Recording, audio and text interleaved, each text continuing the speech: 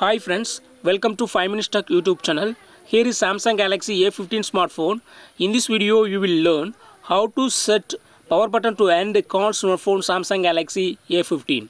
First of all, go to call button and go to these three vertical dots and click on settings here, and here select answering and ending calls and click on press side button to end calls. Now you can use this side button, that is power button, to end calls. I am making a call now.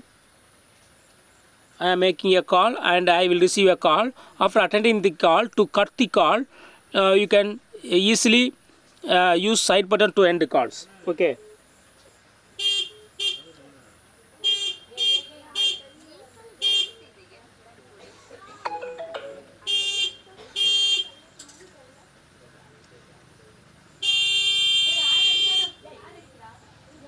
I receive a call, I attend the call, and to cut this call you will usually use this soft key. Instead of soft key, press this side button, okay, and call will be cut. So in this way you can easily make sure that your call is cut.